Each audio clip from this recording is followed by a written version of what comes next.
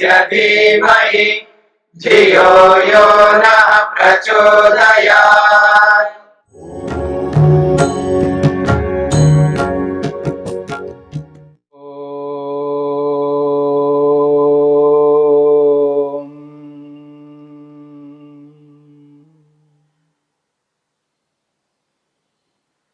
क्लेशमूलः कर्माशयो दृष्ट अदृष्ट जन्म वेदनीयः। साधन पाद के इस 12वें सूत्र को लेकर के हम विचार कर रहे हैं। इस सूत्र में 2 प्रकार के कर्माशयों को बताया है, पुण्य कर्माशय और पाप कर्माशय।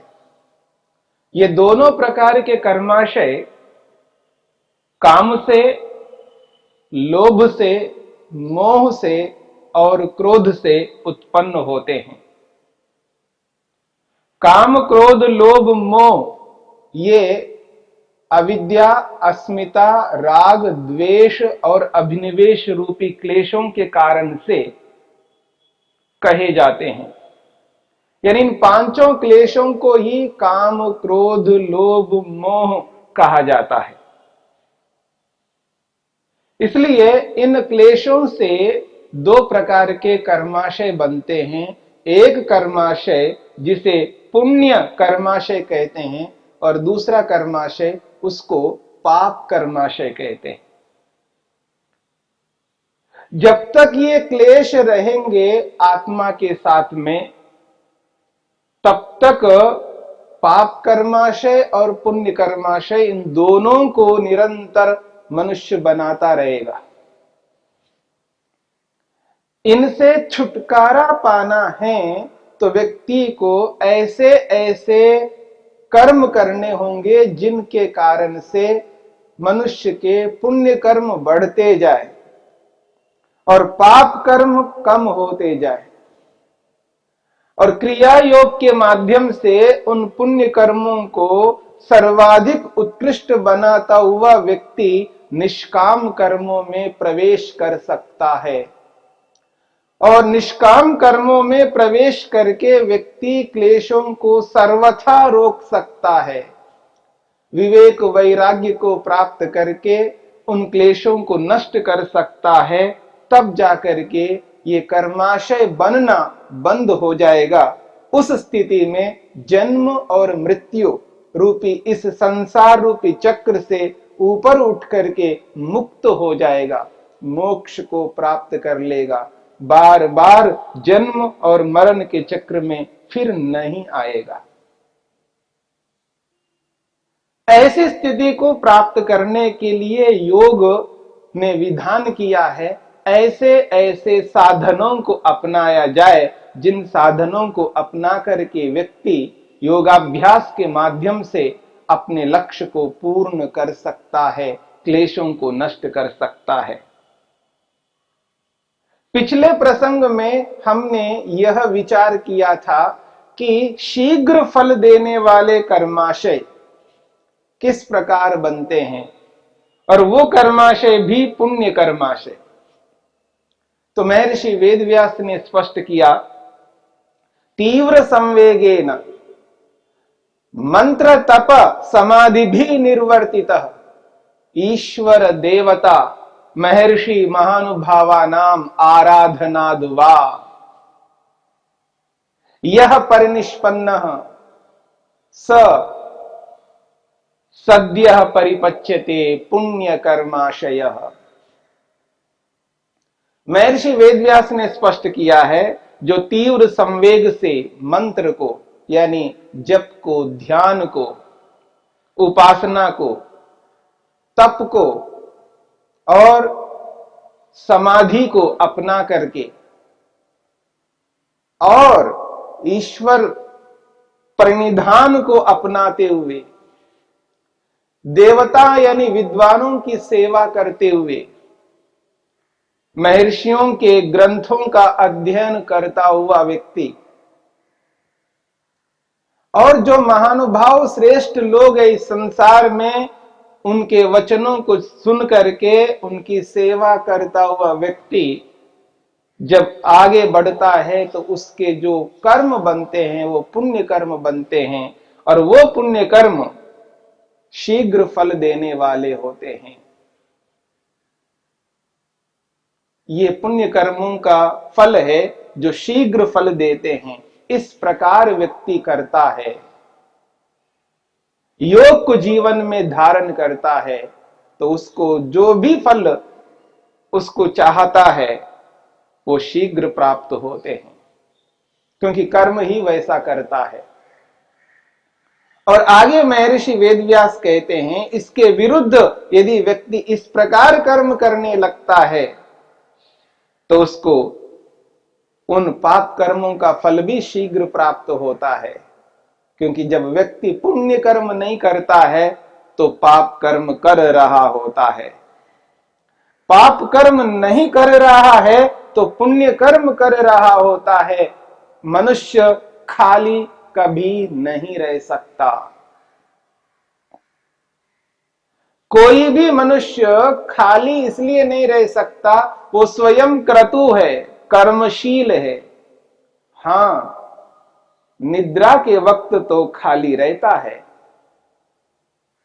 यानी बाह्य चेष्टाओं से खाली रहता है, बाहर के कर्म नहीं करता है, निद्रा ले रहा होता है।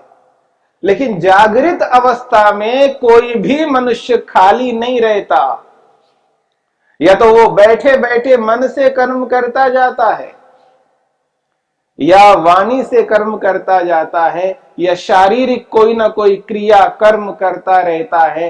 खाली निठल्ला जागृत अवस्था में नहीं रह सकता, कर्म तो करने ही है। जब व्यक्ति पुण्य कर्म नहीं कर रहा है तो समझ लेना वह व्यक्ति पाप कर्म कर रहा है, चाहे वो मन से करता हो, चाहे वाणी से करता हो, चाहे वो शरीर से करता हो। इसलिए महर्षि वेदव्यास कहते हैं, तथा तीव्र क्लेशेन भीत व्याधित कृपणेषु विश्वासोपगतेषु वा महानुभावेषु वा तपस्वीषु कृतः पुनः पुनः अपकारः सच अपि सद्य परिपच्यते पापकर्माशयः।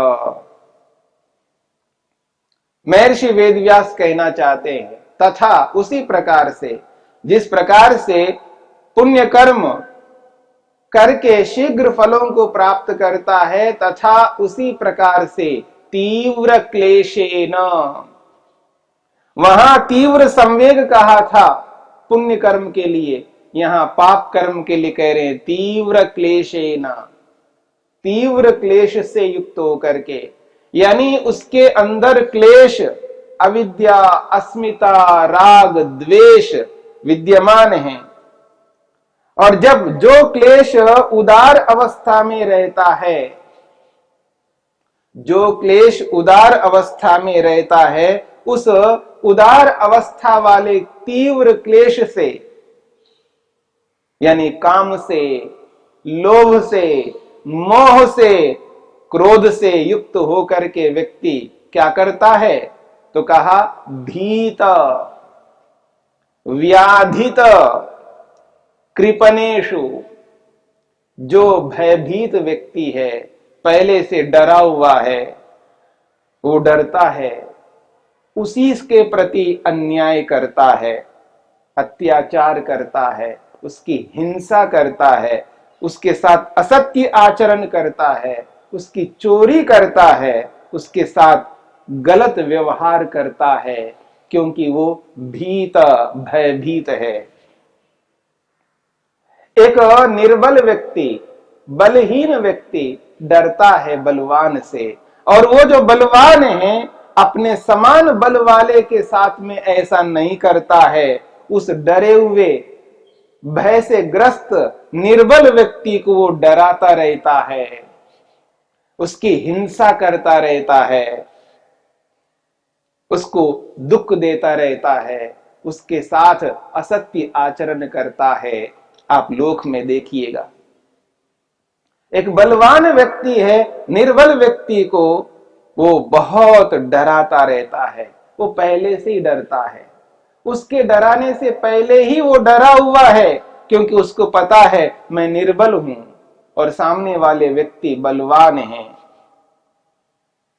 पर वो व्यक्ति अपने बल के कारण से, अपने बल से चूर चूर होता है और उस बल के मद में, उस बल के अहंकार में वो व्यक्ति निर्बल को दुख देता है, उसकी हिंसा करता है, असत्य आचरण करता है, उसके पास जो कुछ भी है वो छीन लेता है। इस संसार में आप देख सकते हैं, भीता जो भय से युक्त व्यक्ति है उसके साथ अपकार करता है, और एक बार नहीं, महर्षि वेदव्यास कहते हैं पुनः पुनः कृत अपकारः, वो बार बार अपकार करता है, बार बार उसकी हानि करता है, उसको दुख पहुंचाता है। किसके प्रति? जो भय से युक्त है ऐसे व्यक्ति के प्रति। ऐसा करने वाले व्यक्ति को शीघ्र फल मिलता है। सद्य परिपच्यते पाप कर्माशय। जो निर्बल व्यक्ति को दबाने वाला व्यक्ति है, जो निर्बल व्यक्ति को और दुख देने वाला व्यक्ति है, उस निर्बल व्यक्ति को बार बार दुख देता रहता है, ऐसा करने वाले व्यक्ति का फल शीघ्र प्राप्त होता है। ऐसे करने वाले व्यक्ति को शीघ्रता से फल मिलता है। यह है तीव्र क्लेश से युक्त होकर के भयभीत व्यक्ति के प्रति किए जाने वाले कर्म, जिनका फल शीघ्र प्राप्त होता है। महर्षि वेदव्यास ने दूसरी बात कही है, व्याधित। व्याधित का अर्थ है जो व्याधिग्रस्त है, रोगग्रस्त है। आज दुनिया में बहुत से ऐसे लोग हैं जो व्याधि से पीड़ित है, दुखी है, परेशान है।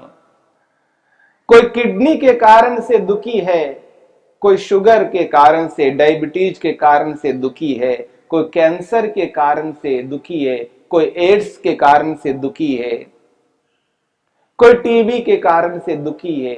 अलग अलग प्रकार के रोगों से पीड़ित है, दुखी है, परेशान हो रहे हैं, उन दुखों को दूर नहीं कर पा रहे हैं, उन रोगों का इलाज नहीं कर पा रहे हैं, उनके पास सामर्थ्य नहीं है। ऐसे हजारों लाखों करोड़ों लोग हो सकते हैं इस पूरी दुनिया में, वो कितने दुखी हो रहे हैं। ऐसे व्याधित व्यक्ति के प्रति, ऐसे रोगग्रस्त लोगों को और दुखी करते रहते हैं अन्यायकारी लोग। जो किडनी के कारण से परेशान हो रहा है और उसको इतना और अधिक दुखी करते हैं, उसको लूटने का प्रयास करते हैं, उनको समाप्त करने का प्रयास करते हैं, उनके पास साधन नहीं है, वो दूसरा नहीं प्राप्त कर सकता है, वो दूसरे किडनी को ले नहीं सकता है, उसके पास इतना सामर्थ्य नहीं है, या मशीन के माध्यम से उसको पैसे दे दे करके अपने शरीर को ठीक नहीं कर सकता। ऐसे दुखी बहुत सारे मिलेंगे, और उन दुखी लोगों को और दुखी करने वाले इस दुनिया में बहुत है। जो व्याधि से युक्त है, जो रोगग्रस्त है, उनको दुखी करने वाले, उनकी हिंसा करने वाले, उनके साथ सत्याचरण असत्य आचरण करने वाले, उनके साथ में झूठ बोलने वाले बहुत मिलेंगे। ऐसे रोग युक्त व्यक्तियों को दुखी करने वाले जो कर्म करते हैं, उन कर्मों का फल शीघ्र प्राप्त होता है, ऐसा महर्षि वेदव्यास कहना चाहते हैं। आज संसार में गरीबी इतनी अधिक है और गरीब लोग अपने रोगों को दूर वैसा नहीं कर पाते जिस प्रकार से अमीर लोग कर पाते हैं। अमीर लोगों के पास इतना पैसा है, वो अपने रोगों को दूर करने के लिए कुछ भी कर सकते हैं, क्योंकि उनके पास साधन है। स्वदेश में नहीं हो सकता है तो विदेश में भी जाकर के वो अपनी चिकित्सा करा करके अपने रोग से रहित होने का प्रयत्न करते हैं, करना चाहिए। पर जो गरीब है, जो असहाय है, जो उद्यम मेहनत करने के बाद भी वो उस स्थिति को प्राप्त नहीं कर सकते, ऐसे रोगग्रस्त व्यक्तियों को जो लोग दुखी करते हैं, कष्ट पहुंचाते हैं, जो उनकी और अधिक हिंसा करते हैं, ऐसे कर्म करने वाले लोगों को शीघ्र फल प्राप्त होता है, ऐसा महर्षि वेदव्यास कहते हैं। व्याधित, और एक बात कही है, कृपणेशु, कृपण कहते दयनीय, जिसके प्रति दया करनी चाहिए, करुणा करनी चाहिए, कृपा करनी चाहिए, वो बहुत दुखी है। व्यक्ति अलग अलग अभावों के कारण से दुखी रहता है, परेशान रहता है। पहले से जो व्यक्ति दुखी है, परेशान है, और उस दुखी व्यक्ति को और दुखी करना कितना अनर्थकारी है। कृपणेशु, जो दयनीय है, जिसके प्रति दया करना चाहिए, उनको धिक्कार रहे हैं, उनको नकार रहे हैं, उनके प्रति घृणा कर रहे हैं, जो पहले से दुखी है।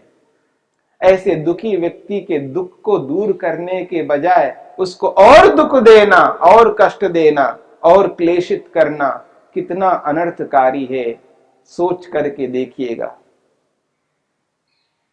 इस संसार में दुखी लोग बहुत हैं।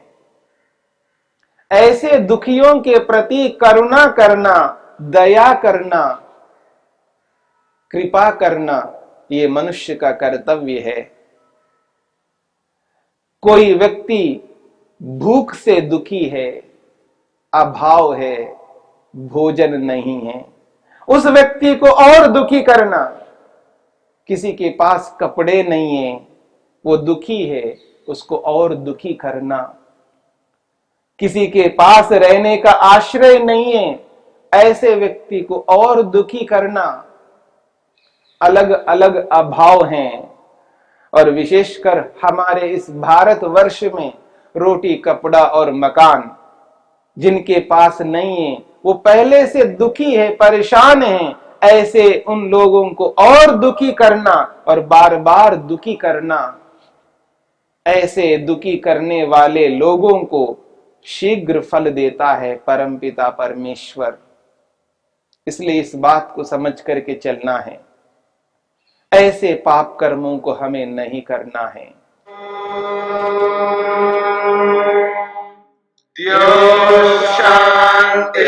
शांतिरंतरिक्षं शांति पृथिवी शांतिरापः शांतिरोषधयः